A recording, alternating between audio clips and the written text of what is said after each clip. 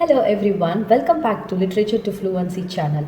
I'm Aishwarya and welcome to day 3 of our 90-day UGC Net English Literature Marathon. If you have been following this series from day 1, you already know our plan, what we are going to do in this marathon. So day 1 was our 3-month strategy. Day 2 was the complete syllabus of our 90-day roadmap that was given in day 2. And today, finally, we are entering the world of English literature. So, this is the entry to English literature. So, get your notebook ready because today we are going right back to the beginning of English literature. Our topic for day 3 is Old English literature. So now, when you hear the term Old English, don't think about the English, okay? First of all, don't think about the English that we speak today. Old English is a complete different stage in the development of the English language. It is a completely different language. So let's understand it by step. First, let's understand the period. Okay, first let us dive into the period. The Old English period is generally associated with the Anglo-Saxon period. The Old English is generally associated with Anglo-Saxon period and extends roughly from the 5th century to the Norman conquest. The Norman conquest in 1066. So remember, this important date is 1066, the Norman conquest. The Norman conquest is 1066, marks the end of the Old English period and the beginning of a major transformation in English language and literature. This is the major transformation. Now, who were the Anglo-Saxon? First, let us see who are the Anglo-Saxon people.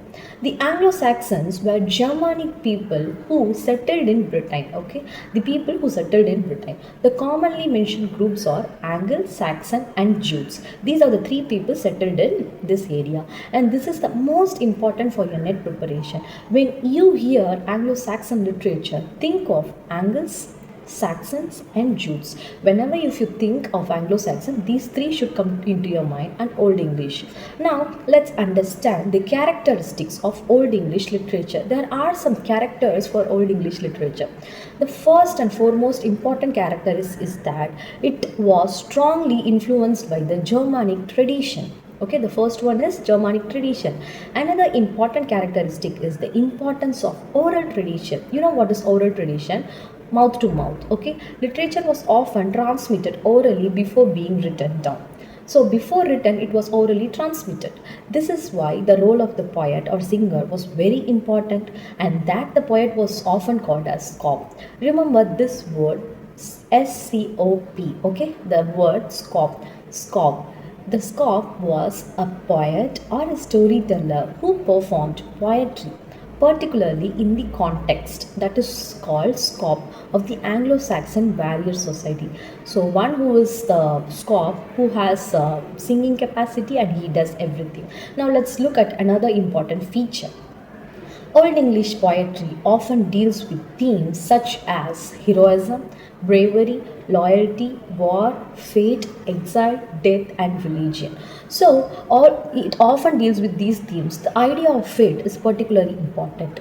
The Old English term associated with fate is yeard. Okay, you remember the word yeard. Okay, remember, yeard means fate or destiny. So, when you study Old English poetry, remember the three important things in your life. Whenever you read the Old English poetry, you have to remember the first one is heroism, and the second one is loyalty, and the third one is weird or fate. Now, let us talk about that. Now, let's talk about the form of Old English poetry. So, one of the most important feature is alliteration. I think you all knew it. What is alliteration? Old English poetry is famous for its use of alliterative verse. You know what is the meaning of alliterative verse? Verse is a poem, okay? Instead of depending primarily on rhyme, Old English poetry and uses patterns of stressed syllables and alliteration. So, if you are asked what is alliteration, you have to tell the meaning of alliteration. So, what is a major feature of Old English poetry? One important answer is alliteration. Already I said the major important of Old English poetry is alliteration. Now, let's come to one of the most important topic in Old English literature, and probably the name you should remember first is Yes, it is none other than Beowulf. You all knew it. Who is Beowulf? So, Beowulf is an anonymous poem.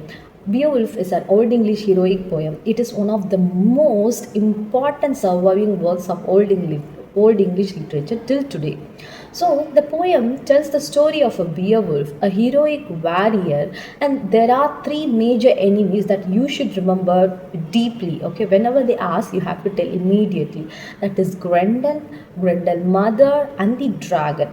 Okay, you have to remember it. Let me repeat the enemies again. The first one is Grendel, the second one is Grendel's mother, and the third one is the dragon. So Beowulf first comes to the Denmark. Let me tell the story. He comes to Denmark and fights Grendel, who is attacking Heorot, the hall of King Hrothgar. Okay, the dragon was attacking the hall of King Hrothgar. Beowulf defeats Grendel. He then fights Grendel mother. First of all, he defeats Grendel, then Grendel mother. Later in his life, Beowulf becomes a king, and in the final part of the poem, he fights a dragon. He becomes the king of the place. Okay, then after the dragon kills Beowulf, and Beowulf dies after defeating it. Because of the wound, he dies at last. Now, for UGC Net, don't just remember the storyline. Remember the important facts. The Beowulf is an Old English heroic poem. It is written in Old English. It is associated with the Anglo-Saxon literary tradition. You have to understand its central character, it's what is all about, and the character is Beowulf, and the major enemies are Grendel, Grendel mother, and the dragon. Kindly keep it in mind. You have to keep all these in the mind. These are the basic facts, but they can become very useful when solving objective questions. So now let us currently move to two important names. That is, the first one is Cardamon and the second one is Cinewolf. And let me tell about the Cardamon. Cardamon is traditionally remembered as one of the earliest known English poets.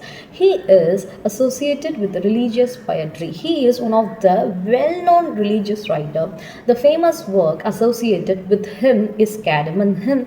Okay, the cardamom is associated with cardamom hymn. So remember, cardamom is equal to cardamon's hymn. Now the second name is Cinewolf. The first one was cardamom and the second one is Cinewolf as another important Old English poet. He is associated with religious poems such as The Dream of the Rood, Eileen, Juliana, and the fate of the Apostophis. Okay, keep it in mind. For your examination, they will be asking this. An author work association is very important. So, whenever you study an author, don't just learn the name. Okay, I want you to learn each and every work of the author chronologically. So now let's look at a few other important Old English texts and the forms. Okay, the first one is the Anglo-Saxon Chronicle. Is an important historical record written in Old English. So we also have Old English elegies. First I told it is a chronicle, next is elegies. Important example include the Wanderer and the Seafarer. Kindly keep it in mind, the first one is Wanderer and the second one is Seafarer. These poems deal with themes such as loneliness, exile, suffering, transience and the search for meaning. These are the themes of those poems, and these themes are very important when understanding the Anglo-Saxon, the world view. So you have to understand the Anglo-Saxon in these themes. Now let's quickly revise everything we have studied today. Yes, let us see what we have studied today. Yes, so Old English literature is associated with Anglo-Saxon period. The first one is it is associated with Anglo-Saxon period. The second one is the period ends traditionally with the Norman conquest in 1066. Okay, it ends with Norman conquest in 1066. The poet or storyteller is called Scop. Already we saw who is a Scop, and weird means it is fate. Okay, then Old English poetry is strongly associated with alliteration. Already I said we are in the revision part now. The most famous Old English heroic poem is Beowulf. It is also an anonymous poem. Beowulf fights with Grendel, Grendel mother and the dragon. You have to keep it in mind. Then next is Cardamon is associated with Cardamon hymn because he is a religious writer. Now Cinewolf is associated with important religious poem That is, the first one is the wanderer and the seafarer. Already we know the chronicles what it is. So the seafarer are more important old English heritages. Now let's do three quick questions. Okay. So number one, the question is, which poem is considered one of the greatest surviving works of old English literature? Yes. So the answer is it is Beowulf. So number two, what is the old English term associated with fate? Yes, the answer is year.